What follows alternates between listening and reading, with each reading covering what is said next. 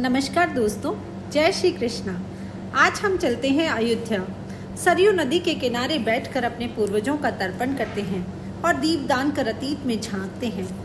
त्रेता युग से कलयुग की यात्रा करते हैं, जहां त्रेता युग के साक्षात राम से हम कलयुग में बन रहे अयोध्या में राम मंदिर के दर्शन करेंगे। आज त्रेता युग को समाप्त हुए करीब 8,69,121 वर्ष हो गए हैं, लेकिन आज भी अगर हम परिकल्पना करते हैं तो केवल राम राज्य की। जरा सोचिए, ऐसा क्या था उस राम राज्य में, जबकि दशरथ राज, जनक राज, दिलीप, ययाति, सगर, भागीरथ जैसे राजा तो त्रेता युग में रहे। फिर द्वापर में स्वयं साक्षात भगवान कृष्ण द्वारिका के राजा बने, वे तो भगवान ही थे। और फिर धर्मराज, युधिष्ठिर, हरिश्चंद्र, विक्रमादित्य, राजा भोज जैसे राजा भी इस धरती पर आए। लेकिन संपूर्ण भारतवर्ष आज भी राम राज्य की ही परिकल्पना करता है, कृष्ण राज्य की परिकल्पना भी नहीं की जाती। जरा सोचिए, वो राज्य जो 14 वर्ष बिना किसी राजा के केवल पादुकाओं के सिंहासन पर विराजमान रहते हुए चला, फिर भी हम राम राज्य ही चाहते हैं। तो क्या थी उसकी आधारशिला? क्या वो राम की मर्यादा थी, भरत का त्याग था? उसकी विशेषता महर्षि वाल्मीकि इस प्रकार बताते हैं कि करीब 11,000 वर्ष तक राम जी ने राज्य किया। देहिक दैविक भौतिक तापा, राम राज्य काहू न व्यापा। ना कोई दरिद्र ना कोई दीना, ना कोई लक्षण हीना। अल्प मृत्यु ना कोई पीड़ा, सब ही सुंदर सब ही विरूप शरीरा। तो आज हम चलते हैं स्वयं अयोध्या में, और सरयू नदी के किनारे बसे उस अयोध्या नगरी में आज जो बिल्कुल सूनी हो गई है।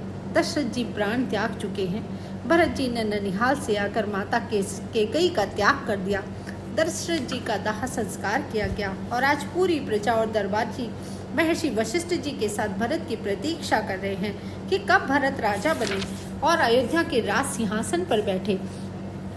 महर्षि वशिष्ठ ने कहा, भरत, महाराजा दशरथ के प्राण चले गए, लेकिन उन्होंने रघुकुल की मर्यादा निभाई। तुलसीदास जी कहते हैं, रघुकुल रीत सदा चली आई, प्राण जाए पर वचन न जाई। अब तुम पिता के वचनों को सत्य करो और राज सिंहासन पर बैठो। तुम्हारा राज तिलक करके मैं भी वन को प्रस्थान करना चाहता हूँ। भरत जी ने कहा, गुरु वशिष्ठ के चरण पकड़कर, गुरुदेव आप साक्षात ब्रह्म ऋषि हैं, आप यह आदेश कैसे दे सकते हैं? जरा सोचिए गुरुदेव, अगर भरत राज सिंहासन पर बैठा तो ये धरती माँ रसातल में समा जाएगी। अब तो राजा, जनक, मंत्री, सुमंत, महर्षि वशिष्ठ सब एक साथ बोले, भरत ये कैसे संभव है? तुम्हारे जैसे योग्य शासक को पाकर ये धरती भला रसातल में क्यों समाएगी?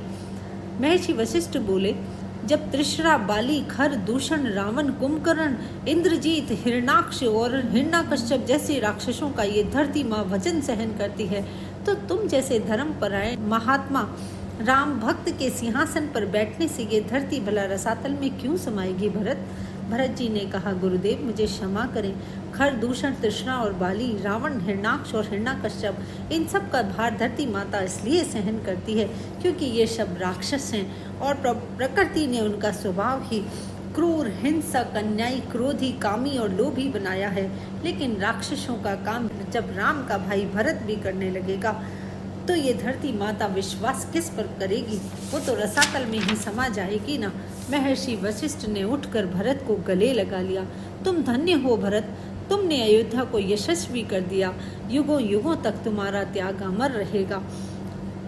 उधर राम, लक्ष्मण और सीता चित्रकूट पर्वत की ओर जा रहे हैं। राह बहुत पथरीली और कटीली थी। राम जी के चरणों में कांटा चुभ गया। राम जी तुरंत नीचे बैठ गए, हाथ जोड़कर धरती माँ से अनुरोध करने लगे, माँ धरा, मेरी एक प्रार्थना स्वीकार कर लीजिए, आपसे विनम्र प्रार्थना है।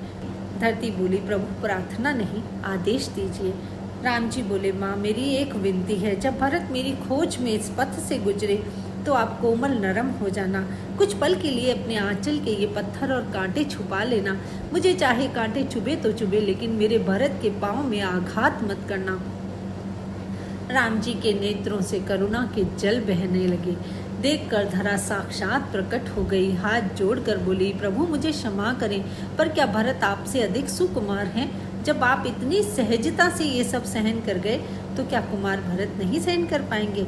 आपकी करुणा, आपकी व्याकुलता मेरे चित्त को अचंभित करती है। राम जी बोले, नहीं माँ, आप मेरे कहने का अभिप्राय नहीं समझी। यदि भरत को कांटा चुभा तो वो उसके पाँव को नहीं, उसके हृदय को विदीर्ण कर देगा। वो अपनी पीड़ा से नहीं, बल्कि यह सोच कर कि इस कटीली राह पे मेरे भैया राम और माता सीता गुजरे होंगे और ये शूल उनके पैरों में भी चुभे होंगे, इस कल्पना से ही उसका हृदय विदीर्ण हो जाएगा।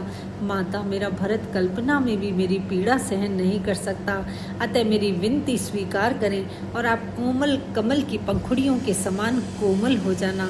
माँ धरा करुणा के जल बरसाने लगी अपने नेत्रों से। राम, तुम धन्य हो, ये सृष्टि में अनंत काल तक ये मर्यादाएं तुम स्थापित करने वाले हो। अचानक धरती माँ को लगा कि अयोध्या में उनकी चर्चा भरत जी कर रहे हैं, तो उन्होंने यहाँ से अंतर्ध्यान होकर अयोध्या में प्रकट हो जाना उचित समझा। तो माँ धरा के साथ हम भी अयोध्या में चलते हैं।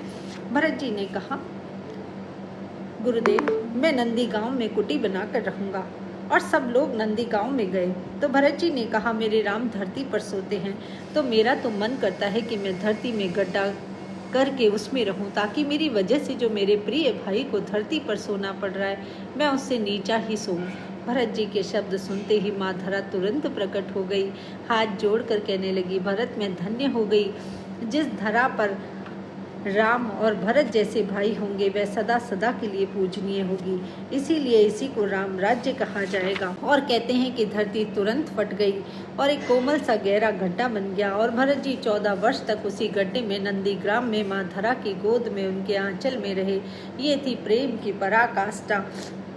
अंदरूनी एहसास और आत्मीय अनुभूति, ये दो सशक्त स्तंभ ही राम राज्य की नींव थे। ये कहानी हमें शिक्षा देती है कि रिश्ते खून से नहीं, परिवार से नहीं, मित्रता और व्यवहार से नहीं, बल्कि आत्मीय एहसास और अंदरूनी संवेदनाओं से निभाओ। क्योंकि हमारे पुराण भी कहते हैं कि अयम निजय परो वेति गणना लघु चेतसाम उद्धार चरिता नाम तो वसुदैव ही कुटुंबकम। जय श्री कृष्ण।